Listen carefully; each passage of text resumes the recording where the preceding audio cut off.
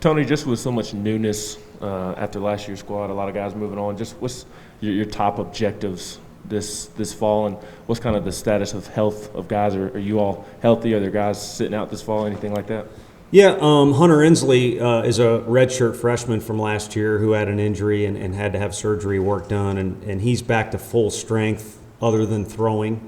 There's a couple other guys that, because of nicks and knacks, we've slowed them down or sped them up depending on their case, but otherwise everybody's at the facility and they're active to some extent, so that's a good sign. And the players themselves, I don't like getting out in front of something or pumping something up too much, but the players have already gotten out in front of the whole deal of the newcomers and the returning guys. That's the same battle every program is fighting every year. I can't imagine being a junior college coach with the turnover they have. They quickly need to mesh together, and these guys have done that. And maybe it's because they're excited to have a semester of a little less restrictions with COVID, a little less. And maybe it's a mix of we got great kids coming back and good kids coming in, but it's been great. So our objectives can lean on being what they were last year, the year before, is orientate guys with who we are, what we're about, then let them show us what they can do in these inter squads we're about to have kick off. And then after that, kind of assess where we're at, strengths and weaknesses wise, and work with guys individually. Yeah, who would you say has gotten out in front of making that happen from a player standpoint of bringing everyone together? And then how do you expect to approach the catcher position this season? Sure. I think the newcomers are the ones that have gotten out in front of it. I mean, Logan Chambers showed up in the summer as a junior college transfer and just immediately went around and got to know everyone well and kind of is an easy guy to connect with. And then when you have freshmen come in, and I don't mean to individualize anyone yet because we haven't even had an inter squad, so we'll see what guys can do. But a guy like Chase Burns was drafted. A guy like Chris Moore came with a lot of fanfare. When guys like that show that they're team guys and they're not on campus to tell everyone what they did in high school achievement-wise or where Perfect Game or PBR ranked them, it just helps that stuff click a lot quicker. So, and then the catching position, I'll speak to you as if you're in our dugout. I've told them several times, it's open season. And when I first started coaching, we had a year like this. Max Scherzer had a catcher named J.C. Field he worked very well with. He caught every inning. After he left, his eligibility was up. We had a year like this year. It was about 6 or 7 guys back there. Now, all those guys aren't all just catchers. They play different positions too. But on any given day, Josh could have 4, 5, 6 guys he's working with, and we're willing to kind of try everything. Again, some of those guys are actually naturally infielders or outfielders. And then there's a guy like Evan Russell who's just all in on trying to catch, knowing full well he could maybe be an Alaric type guy for us where he could play second if we had to have him there, but is a really turn into a plus defender at left field. So open season, show us what you got. We've shown everyone that we're more than willing to use 2 or 3 guys back there during the course of a season. That's what I would prefer to do this year, spread the wealth a little bit, keep guys fresh, give guys opportunities, whatever umbrella you want to throw that under. But ultimately, we're looking to replace guys that were high character guys behind the plate in the last few years that were good teammates and the pitchers loved throwing to. Their skill set we could sit here and analyze all day long, but we're looking for guys that are good teammates behind home plate. You've talked in past off seasons about continually wanting to grow and kind of get up that mountaintop with your program rebuilding. Just from what y'all accomplished last year and the guys y'all lost, just how does that challenge change? Well, we lost our last 2 games last year. So that's the taste everyone has in their mouth right now in our facility. It certainly was a year to be proud of, and I think some of the guys that are finishing pro ball and coming back to work out at our facilities, they're very proud of the fact there's a 2021 Omaha appearance on the outfield wall, but that 2019 regional is something everyone's still very proud of. While I like to think that we've done some good things, again, we fall back on that deal of how we finished last year. That was the first time last year we had lost on back-to-back days, playing days, the entire season. So it adds a little extra motivation, a little bad taste, whatever it might be. But on the field is probably the most important part of your question. But then you get into other arenas like facilities, Still things we're trying to do around the office and things like that, just the structure of our program, recruiting. There's still a long way to go, and we would just like to stay on an incline. If something happens faster than we expected or you expected, great, but we just want to stay on an incline in all those areas and maybe even some ones I didn't mention. Tony, what were some of the things that stood out to you about your guys in summer ball that maybe have you excited and pumped up? Yeah, I think the guys you're sitting there next to in the dugout knowing, man, if it's not for this pandemic deal, they're probably out there in a normal year, but everyone's roster's kind of backlogged. A lot of older kids in our league and across the country last year. Seeing those guys go out and perform like, okay, at least I'm not wrong. You know, Trey Lipscomb, Kyle Booker, those guys perform very well. I think Charlie Taylor, if it wasn't for a set of circumstances, is not a redshirt catcher, just kind of going off the cuff. Those guys threw well. And then some of the other guys, too, that just stuck around and worked with Coach Q in the weight room, seeing that they were motivated and hungry was key, because the summer is after a long cycle of playing, and it's a long way away from the spring. So to see a guy with a little bit of fire in his eyes and a good plan in the weight room, Coach Q doesn't give you much room for leeway on any of that stuff. But again, to see that gives you some positive vibes for sure. Tony, going off that hunger that you mentioned, firstly starting off with the returning guys that you've got coming back with Evan and some of those guys with kind of having that taste last year, those last 2 games, what have you seen from them just in, preseason in terms of that hunger and that drive already? And then with younger guys as well coming in, seeing Omaha on the wall and seeing kind of how that standard's been raised since last year?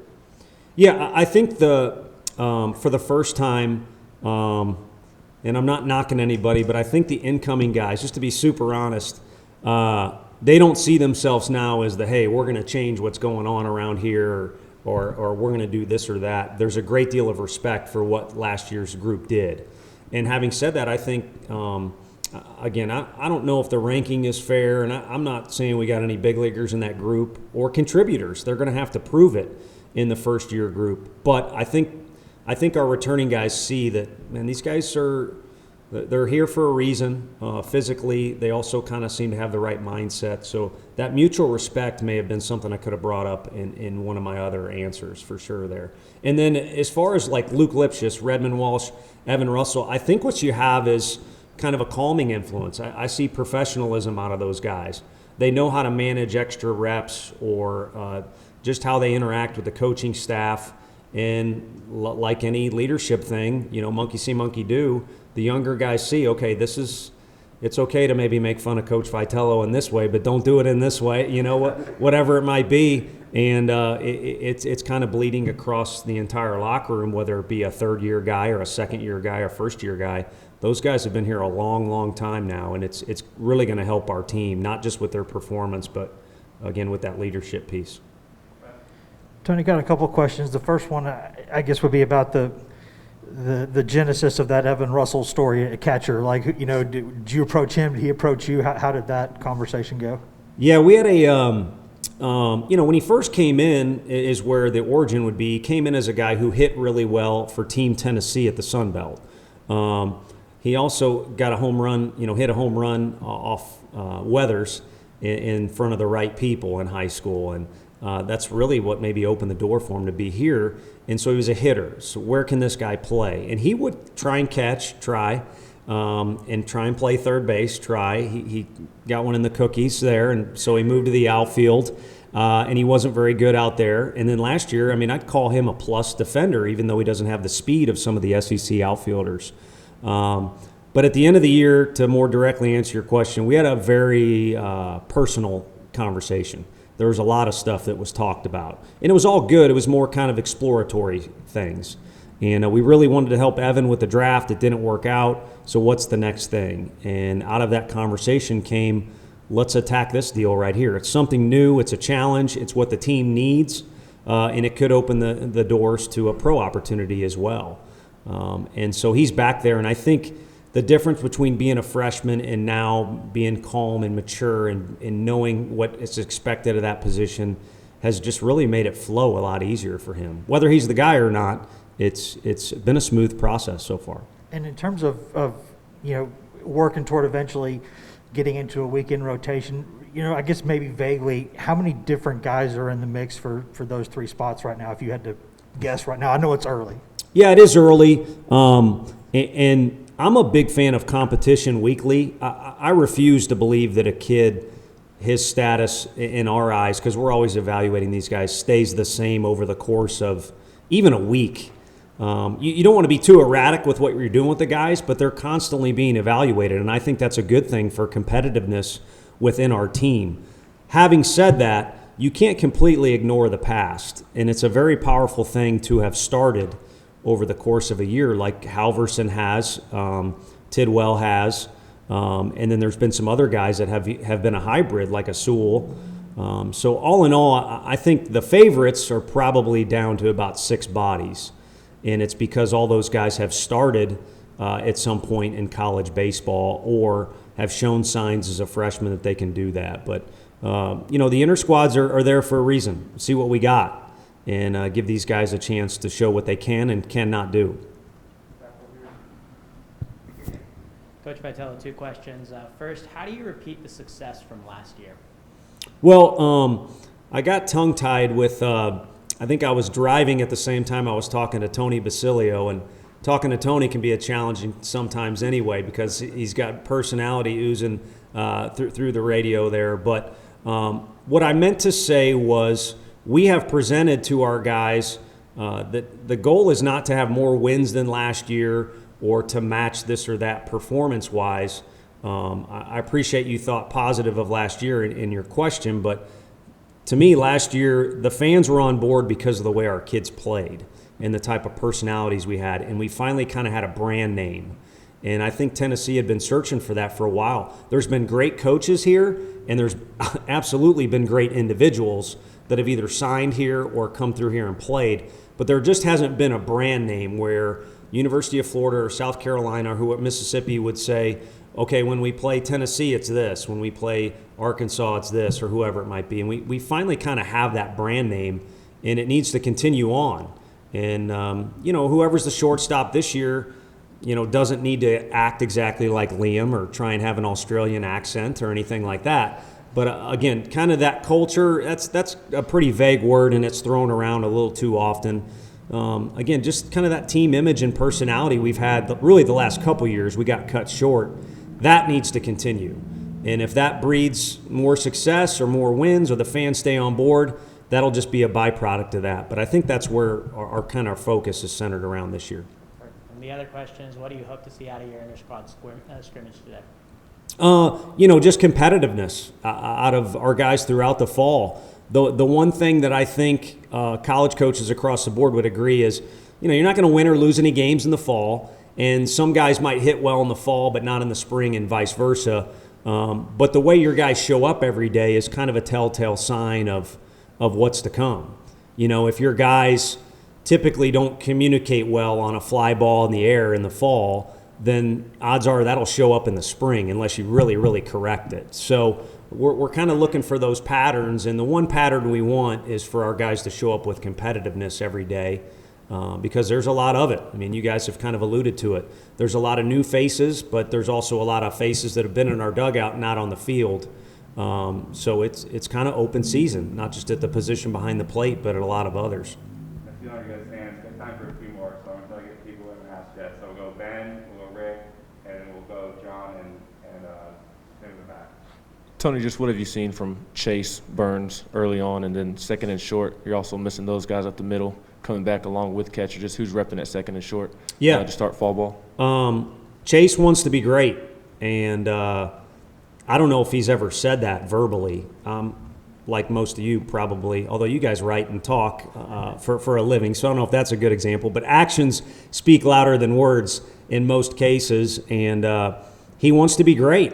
And I also think he realizes, despite all the fanfare and hype, which to me is a little bit unfair, he's a long way away from being that. And that's kind of the attitude he shows up with every day, and his teammates feed off of it. And he's just always got a positive attitude, like I mentioned with a few of the other guys, and gets along really well with the older guys. It doesn't always go down that way when you have a guy that, again, has a little bit of hype to his name for what it's worth. And then up the middle, we've tried a variety of things when we get our infielders out there, guys at different spots. Trey Lipscomb played a great shortstop this summer, but there's a great chance he's the guy to replace Rucker because you got third base as well. Seth Stephens is a kid who turned down the draft to play in the SEC, and he's about as good of a runner as I've ever seen. So whether it's at second or short, he should be able to cover a lot of ground. And then two guys that were ready to rock and roll if needed was Cortland Lawson and Liam Spence, and they were needed because of Spence's hamstring issues and a couple other things that popped up. So Logan Steenstra and Cortland Lawson have shown some validity there, and then Jarrell Ortega was our best hitter last fall, and he can play in the middle as well. So Chris Moore, who I mentioned before. So I'd like to think if you guys are asking me these questions next February, I can give you better answers. But for now, I think it's great as a coaching staff that we have the answers that we do. This guy will give an opportunity. And who knows, one of those names may end up in left field or they're the DH because they didn't play as good at defense. But for now, I'm all for giving guys full opportunity to show they can play any position on the field for us. Coach, obviously the crowd capacity did increase kind of throughout the season. How excited are you just to approach a full season kind of with that support that did show up last season? More than you know. I can't put it into dictionary type words, but kind of get a little energy. That's better than coffee bringing that up. Let's put it that way. And I think our team has a brand name on the field, and then I could ask you guys in the room, because you guys travel around, what's this team's fans like? How would you characterize this team's fans? And you would probably have a quick 2 or 3 words about how they act or their reputation, fair or not stereotypes. You could stereotype our fans whatever way you want, but they don't sit on their hands. They're rowdy, and they're into it. And it impacts the way our guys play. Our kids feed off of it. And it quite honestly makes the other team uncomfortable. And having said that, there's also other teams that continually complement the environment they saw when they were in our stadium this past year. So that's me trying to put my arms around a topic that's one of my favorites, and we're appreciative of it, and we recognized how it can help us be successful next year. So construction or not, whenever it happens, if we can just let them all in, and we can even add some spots to just surround the whole thing, again, maybe it makes the opponent uncomfortable or not. I don't know. I don't have control over those guys. But what it'll do is it'll excite our kids to come to the park every day at home. And then recruiting, the most important word in this whole deal, it's helped us a lot, and the kids recognize it. John, and thanks for that. With the addition of Halverson and Dollander, what's it like for them to start working with Frank?